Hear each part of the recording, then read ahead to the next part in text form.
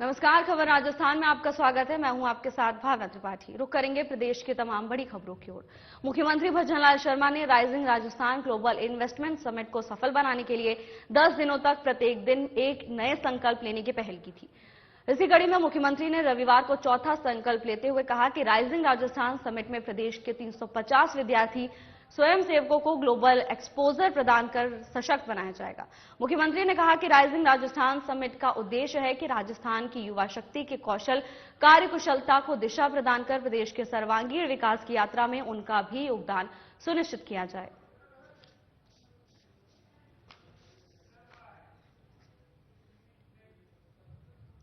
BJP की double engine सरकार के एक साल पूरा होने पर प्रस्तावित कार्यक्रम को लेकर रविवार को प्रदेश अध्यक्ष मदन राठौड़ और मुख्यमंत्री भजनलाल शर्मा ने सभा स्थल का निरीक्षण किया। प्रदेश अध्यक्ष मदन राठौड़ ने बताया कि मुख्यमंत्री भजनलाल शर्मा सरकार के एक साल पूरे होने पर आयोजित विशाल जनसभा में प्रधानमंत्री नरेंद्र मोदी की गरिमामय उपस्थिति रहेगी। ऐसे में जनसभा स्थल के लिए सांगानेर के दादिया इलाके में रिंग रोड के नजदीक मुख्यमंत्री भजनलाल शर्मा के साथ जाकर निरीक्षण किया जाएगा और सभा स्थल को लेकर चर्चा भी की। इस दौरान पूर्व प्रदेश अध्यक्ष डॉक्टर अरुण चतुर्वेदी, अशोक परनामी, पूर्व नेता प्रतिपक्ष राजेंद्र राठौड़ सहित प्रशासनिक अधिकारी उपस्थित रहे।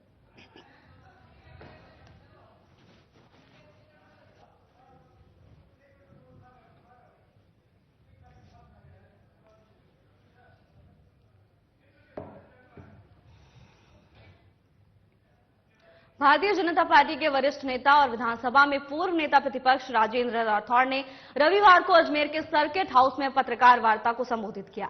इस दौरान उन्होंने बीजेपी की डबल इंजन सरकार के द्वारा कैबिनेट बैठक में लिए गए निर्णयों को ऐतिहासिक बताया। राठौड़ ने कहा कि 11 माह के अल्पकाल खंड में सरकार ने जहां समुचित कानून व्यवस्था बनाए रखी, तो वहीं दूसरी ओर जनमानस के सपनों को हकीकत में बदलने के लिए काम किया। बीजेपी के वरिष्ठ नेता राजेंद्र राठौड़ ने कहा कि बैठक में Rajasthan prohibition of unlawful conversion of religion bill 2024 को मंजूरी दी गई है। इस बिल का लंबे समय से इंतजार था। एक अध्यादेश के माध्यम से राज्य सरकार ने गैर कानूनी तरीके से छल कपट से धर्म परिवर्तन करने वाले व्यक्तियों और संस्थाओं पर शिकंजा कसा है। कपट पूर्वक धर्म परिवर्तन के बाद शादी होती है तो इस कानून के तहत अदालतों को यह अधिकार होगा कि वो उसे शून्य कर सके। मुख्यमंत्री भजनलाल शर्मा की सरकार ने पारदर्शी तरीके से जो निर्णय लिए हैं वो अद्वितीय हैं।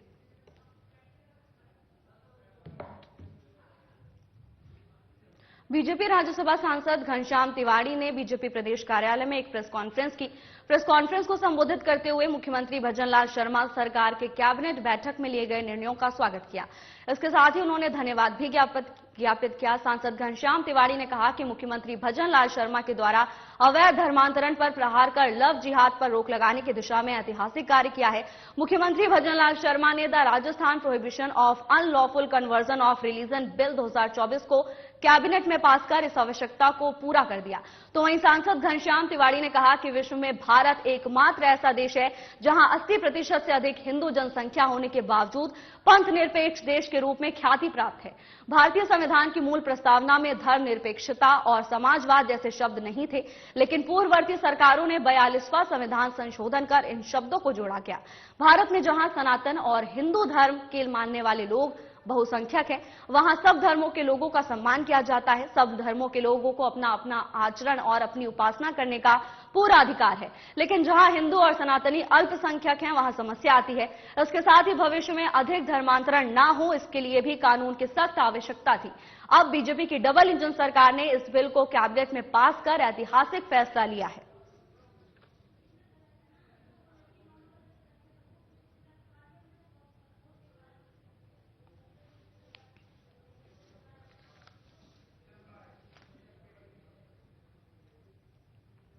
जयपुर बीजेपी कार्यालय में जयपुर देहात उत्तर की संगठन पर्व कार्यशाला प्रदेश अध्यक्ष मदन राठौड़ के नेतृत्व में आयोजित हुई। कार्यशाला में जिला अध्यक्ष श्याम शर्मा ने स्वागत भाषण कर कार्यक्रम की रूपरेखा रखी। बैठक के संगठन के अनेक विषयों पर चर्चा हुई और आगामी कार्यक्रमों के बारे में विस्तार पूर्वक प्रदेश उपाध्यक्ष और संगठन पर्व कार्यशाला के प्रदेश संयोजक नारायण पचारिया ने अपना विचार रखा और संगठन की संरचना के बारे में विस्तार पूर्वक बताया।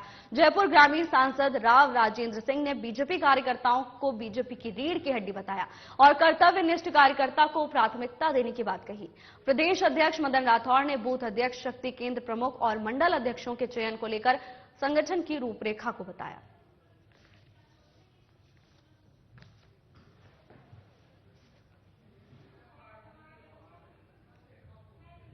बीजेपी प्रदेश कार्यालय में दक्षिण भारत से बीजेपी के थिंकर सेल डेलीगेशन ने प्रदेश अध्यक्ष मदन राठौड़ और महामंत्री जितेंद्र गोठवाल से मुलाकात की। बीजेपी महामंत्री जितेंद्र गोठवाल ने बताया कि दक्षिण भारत से आए डेलीगेशन में थिंकर सेल के प्रदेश अध्यक्ष शैलवी दामोदर, उपाध्यक्ष सुंदर रमन, यूनाइटेड सेल से सुरेश और एडवोकेट डॉक्टर एस महालक्ष्मी का प्रदेश कार्यालय में भव्य स्वागत किया गया। इस दौरान दक्षिण भारत की डेलीगेशन ने विभिन्न विषयों पर चर्चा की। कार्यक्रम में सीकर से पूर्व सांसद सुभाष महरिया सहित बीजेपी पदाधिकारी उपस्थित रहे।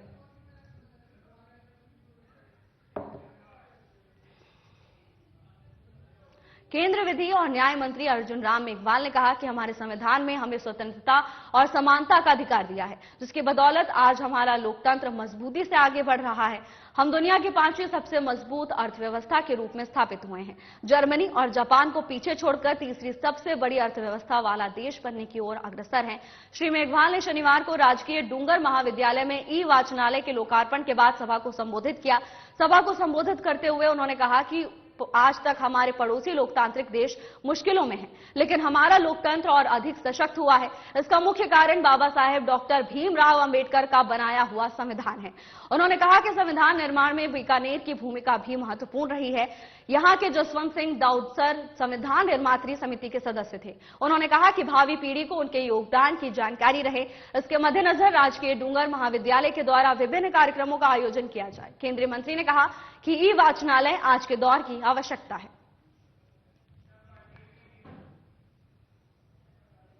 एक छोटे से ब्रेक के लिए रुकेंगे, जल्द हाजिर होंगे ब्रेक के बाद।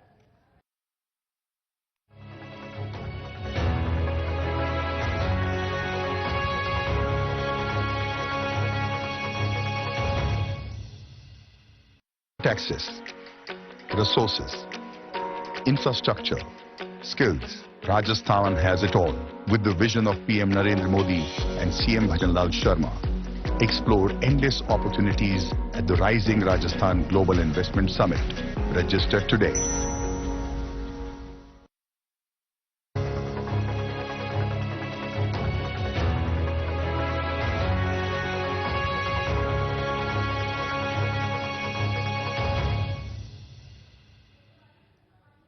ब्रेक के बाद आपका स्वागत है। खबरों में आगे बढ़ेंगे। मुख्यमंत्री भजनलाल शर्मा की अध्यक्षता में शनिवार को कैबिनेट की बैठक आयोजित की गई, जिसमें बीकानेर विकास प्राधिकरण के गठन को मंजूरी दिए जाने पर बीकानेर पश्चिम विधायक जेठानंद व्यास के नेतृत्व में विधायक सेवा केंद्र में कार्यकर्ताओं ने खुशियां मनाई।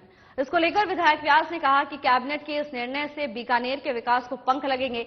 उन्होंने कहा कि राज्य सरकार ने बीते 1 साल में बीकानेर को अनेक सौगातें दी हैं।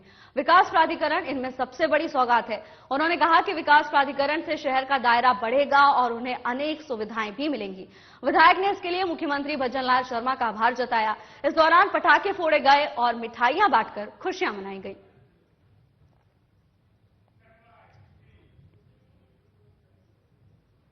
अनूपगढ़ में बीएसएफ की 23वीं वाहिनी की ओर से 60वें स्थापना दिवस के उपलक्ष्य में विभिन्न कार्यक्रमों का आयोजन किया गया। इस स्थापना दिवस पर अनूपगढ़ में साइकिल रैली का आयोजन किया गया।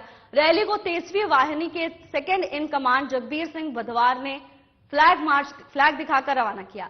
बीएसएफ कैंपस से साइकिल रैली की शुरुआत हुई, जो शहर के कई भागों से होते हुए वापस बीएसएफ कैंपस पहुंची। इस रैली का उद्देश्य न केवल देशभक्ति की भावना को बढ़ावा देना था, बल्कि आम जनता को बीएसएफ की सेवाओं और उनके योगदान के प्रति जागरूक करना भी था। 3 दिवसीय कार्यक्रम में बीएसएफ की ओर से बच्चों को प्रोत्साहित करने के लिए पेंटिंग कार्यक्रम का आयोजन भी किया गया था। तो वहीं बीएसएफ कैंपस में नारी सशक्तिकरण को लेकर भी कार्यक्रम किया गया था। सुबह बीएसएफ की ओर से बॉर्डर पर कैमल सफारी का आयोजन भी किया जाएगा। बीएसएफ की स्थापना 1 दिसंबर 1965 को हुई थी, जिसके बाद हर साल बीएसएफ रेजिंग डे 1 दिसंबर को मनाया जाता है। इसी उपलक्ष्य में इस साल बीएसएफ का 60वां स्थापना दिवस है, जिसके उपलक्ष्य में कल 29 नवंबर को महिला सशक्तिकरण के ऊपर लेक्चर किया गया। सभी महिलाओं को सीमा सुरक्षा बल की व केंद्रीय विद्यालय की महिलाएं, हमारे कैंपस में जो भी महिलाएं रहती है, उनको इसके बारे में जागरूक किया गया। बच्चों के पेंटिंग कॉम्पिटिशन्स कराए गए और आज सुबह साइकिल रैली का आयोजन किया गया। कल बॉर्डर पर कैमल सफारी का आयोजन किया जाएगा, बीओपी सिवनी से लेकर के बीओपी फरीदसर तक। तो ये 3 दिन का आयोजन बीएसएफ रेजिंग डे के उपलक्ष्य में बीएसएफ की 23वीं वाहिनी अनूपगढ़ द्वारा आयोजित किया जा रहा है। रविवार को शशि खंडेलवाल मेमोरियल ट्रस्ट की ओर से 25वें रक्तदान शिविर कार्यक्रम का आयोजन किया गया, जिसमें बतौर मुख्य अतिथि बीजेपी प्रदेश अध्यक्ष मदन राठौड़ ने शिरकत की। इस दौरान उन्होंने कहा कि रक्तदान को भी महादान कहा गया है। हर इंसान रक्तदान कर पुण्य कमा सकता है। रक्त किसी फैक्ट्री में नहीं बनता, इसीलिए हर स्वस्थ इंसान रक्तदान कर सकता है। राठौड़ ने इसके साथ ही कहा कि रक्त की कमी से कई जरूरतमंदों की अस्पताल में इलाज के दौरान मृत्यु हो जाती है। ऐसे में हम सभी इस अभियान के रूप में लेते हैं और रक्तदान करना चाहिए और आमजन को भी इसके लिए प्रेरित करना चाहिए।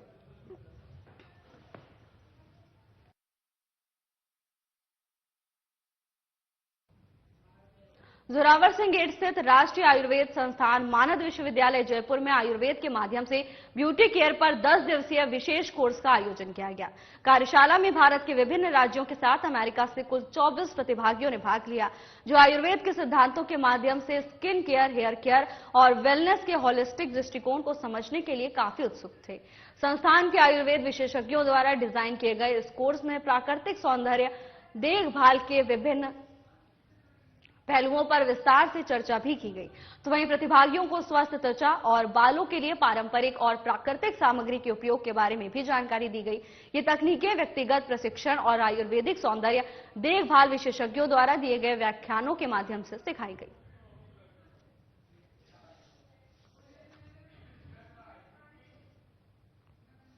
बांसूर के निकटवर्ती ग्राम पंचायत लोईती के राजकीय उच्च माध्यमिक विद्यालय में जन जागृति संस्थान की ओर से रविवार को विश्व एड्स दिवस के अवसर पर विश्व स्वास्थ्य संगठन ने विश्व एड्स दिवस 2024 की घोषित थीम सही मार्ग अपनाएं, मेरा स्वास्थ्य मेरा अधिकार विषय पर सेमिनार आयोजित किया गया, जिसमें चिकित्सकों ने विद्यार्थियों को एचआईवी और एड्स के बारे में जागरूक किया। इससे पूर्व आयोजकों की ओर से अतिथियों का माला पहनाकर उनका भव्य स्वागत किया गया। कार्यक्रम के मुख्य वक्ता डॉक्टर दयाराम यादव ने बताया कि ह्यूमन इम्यूनो एफिशिएंसी वायरस आपके प्रतिरक्षा तंत्र की कोशिकाओं को संक्रमित कर उन्हें नष्ट कर देता है, जिससे अन्य बीमारियों से लड़ना मुश्किल हो जाता है। जब एचआईवी आपके प्रतिरक्षा तंत्र को गंभीर रूप से कमजोर कर देता है तो यह अधिग्रहित एड्स का कारण बन सकता है।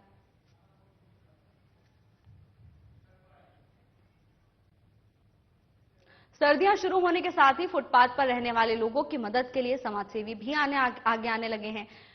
बी यूनाइट फाउंडेशन की ओर से एसएमएस अस्पताल के बाहर जेएलएन मार्ग रेलवे स्टेशन के पास फुटपाथ पर सो रहे लोगों को कंबल वितरित किया गया। सचिव विजय शर्मा ने बताया कि अब तक 3 बार कंबल का वितरण किया जा चुका है। अभी जरूरतमंद लोगों को और कंबल भी बांटे जाएंगे। इस दौरान आरसीए पूर्व उपाध्यक्ष शक्ति सिंह राठौर, आईपीएल प्लेयर कुणाल राठौर, नवीन त्यागी, आर्यन भरत, राज चारू, रीमा अग्रवाल सहित अन्य लोग भी इस दौरान मौजूद रहे।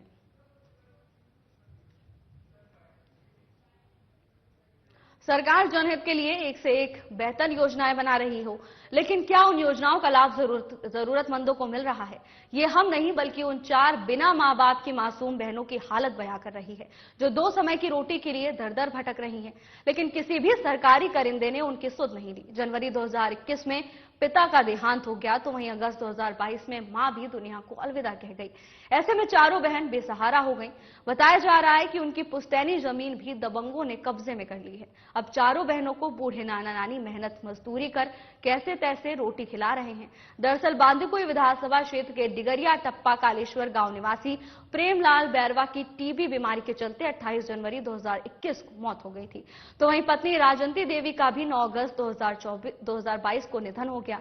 दोनों की 4 बेटियां हैं, जो माता पिता की मौत के बाद अनाथ हो गई। उनकी बड़ी बेटी भी 6 माह से टीबी बीमारी से ग्रसित है। ऐसे में बड़ी बहन को खुद की बीमारी से ज्यादा छोटी बहनों के पालन पोषण की चिंता सता रही है, लेकिन अब तक इन जरूरतमंदों को किसी प्रकार का कोई सरकारी लाभ नहीं मिल पाया है।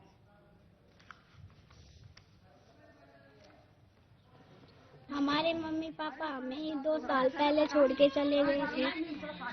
हमें खाना सुबह का मिलता है, शाम से नहीं मिलता। हमारे कपड़े लाने को पैसा नहीं है और बच्चे को देखते हैं हम सब बच्चे अच्छे कपड़े पहनते हैं, अच्छा खाना खाते हैं। हमारे मम्मी पापा थे तब हम अच्छा खाना खाते थे, अच्छा कपड़ा पहनते थे। आपकी दवाइयाँ भी किस चीज की चल रही हैं? टीवी की कितने दिन से? 6 महीने की। हमारे मम्मी पापा बीमारी से मर गए। हमारे पास पैसे नहीं है। सब इनके माँ बाप खत्म हो गए, माँ भी खत्म थे, पिता भी खत्म थे, टीबी से खत्म हो गए वो। और एक बच्ची 12 साल की है, एक 4 साल की है, एक 3 साल के, छोटे छोटे बच्चे हैं। इनका पालन पोषण करने वाला कोई भी नहीं है। लाइट की सुविधाएं नहीं है, लाइट थी पहले वो भी काट दी गई है। गेहूँ भी बंद है, इनका राशन भी बंद है, कोई सुविधा नहीं है इनके बच्चों को।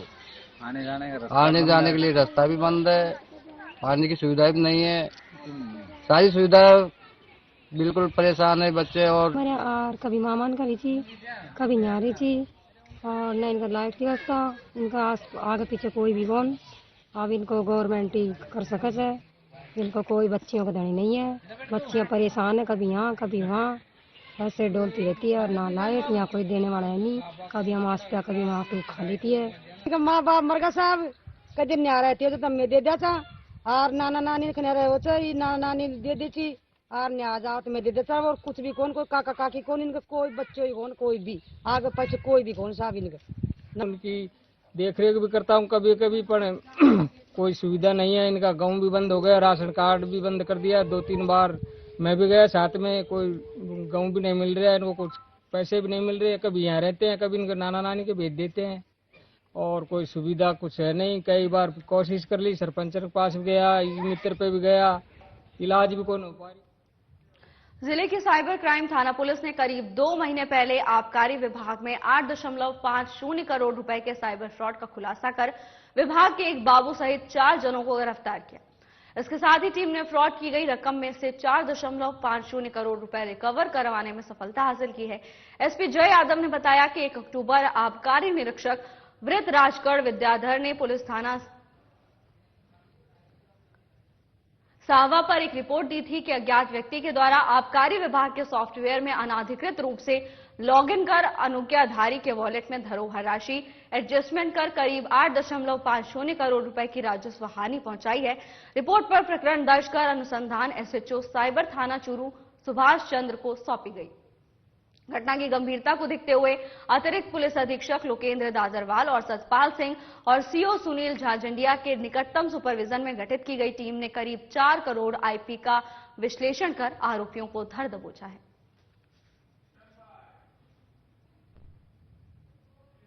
तीन महीने पहले पचौड़ी थाना क्षेत्र से एक नाबालिग को अगवा करने के मामले में पुलिस ने प्रभावी कार्रवाई करते हुए मुख्य आरोपी को मुंबई के वसई विहार से गिरफ्तार कर लिया। एसपी नारायण टोगस ने बताया कि थाना पचौड़ी क्षेत्र निवासी एक व्यक्ति ने 30 अगस्त को रिपोर्ट दी थी कि उसकी नाबालिग बेटी की बीती रात सूखाराम मेघवालर बहला फुसलाकर भगा ले गए। रिपोर्ट दर्ज कर मामले की जांच में पुलिस जुट गई। एएसपी सुमित कुमार और सीओ राम प्रताप बिश्नोई के सुपरविजन में टीम गठित की गई। गठित टीम के द्वारा पूर्व में नाबालिग को दस्तयाब कर परिजनों को सुपुर्द कर अपहरण में सहयोगी सुनील और सोनू मेघवाल 11 सितंबर को गिरफ्तार कर न्यायिक अभिरक्षा में भिजवाया गया। तो वहीं मुख्य आरोपी सूखाराम और सुखदेव घटना के बाद से ही फरार चल रहा था, जिसकी तलाश के लिए थाना पचौड़ी से हेड कांस्टेबल दिनेश थूंदवाल के नेतृत्व में टीम का गठन किया गया। आरोपी सुखाराम और सुखदेव के मुंबई के वसई विहार इलाके में एक फैक्ट्री में मजदूरी करने की सूचना मिलने पर टीम वसई विहार पहुंची। पुलिस टीम ने मजदूरों का हुलिया बना काम मांगने की फिराक में विभिन्न फैक्ट्रियों में आरोपियों की तलाश की है। तो वहीं तलाश के दौरान एक प्लास्टिक की फैक्ट्री से आरोपी सुखाराम को गिरफ्तार कर लिया गया।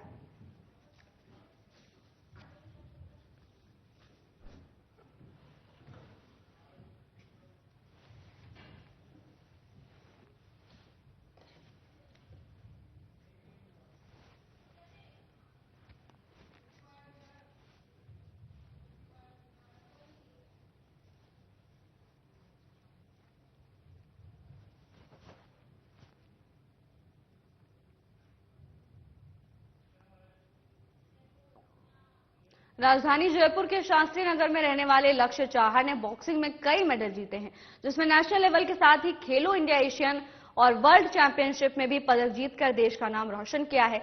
बॉक्सर लक्ष्य चाहर ने बताया कि 80 किलो लाइट हैवी वेट में खेलता हूं, साथ ही बताया कि 2014 से वो बॉक्सिंग की प्रैक्टिस कर रहा है, जिसमें अब तक 1 दर्जन से ज्यादा मेडल जीते हैं।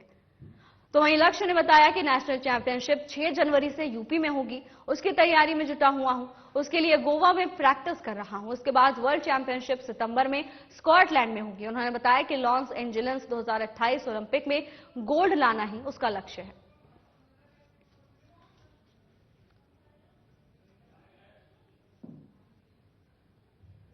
फिलहाल मैं अपनी ट्रेनिंग आर्मी इंस्टीट्यूट पुणे में कर रहा हूँ। नेक्स्ट मंथ मेरी नेशनल चैंपियनशिप है, उसमें मेरा लक्ष्य रहेगा स्वर्ण जीतना और सितंबर में होने जा रही वर्ल्ड चैंपियनशिप में स्वर्ण जीतकर देश व प्रदेश का नाम रोशन कर सकूं। और मेरा मेन टारगेट रहेगा लॉस एंजलिस में ओलंपिक होने जा रहे हैं, उसमें गोल्ड जीतना।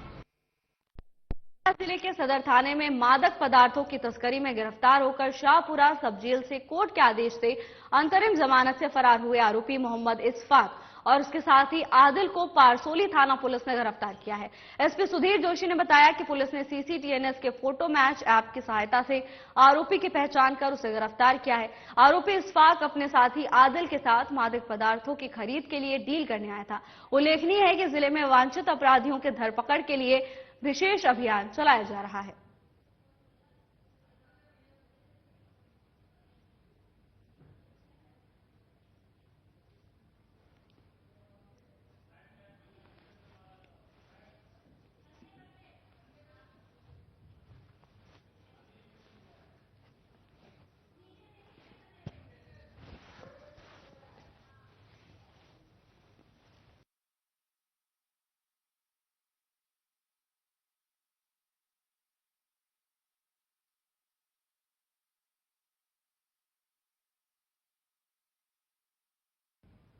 जैसे जैसे सर्दी अपना जोर दिखाती जा रही है, वैसे वैसे गौ तस्कर भी तस्करी करने से नहीं रुक रहे। इसी कड़ी में राजगढ़ थाना क्षेत्र के दिल्ली मुंबई एक्सप्रेसवे पर 24 गौवंशों से भरे हुए ट्रक को राजगढ़ पुलिस और गौ रक्षक ने संयुक्त कार्रवाई करते हुए पकड़ा है। एएसआई धारा सिंह ने बताया कि गश्त के दौरान सूचना मिली कि दिल्ली मुंबई एक्सप्रेसवे पर पिनांग के पास ट्रक में गायों को ले जाया जा रहा है, जिससे गौ रक्षकों और पुलिस ने पकड़ा। चालक गौवंशों से भरी गाड़ी को छोड़कर मौके से फरार हो गए। पुलिस गौवंशों को राजगढ़ कस्बे के भौरंगी धाम गौशाला में छुड़वा दिया गया। इस संबंध में मुकदमा दर्ज कर पुलिस चालक की तलाश में जुट गई है।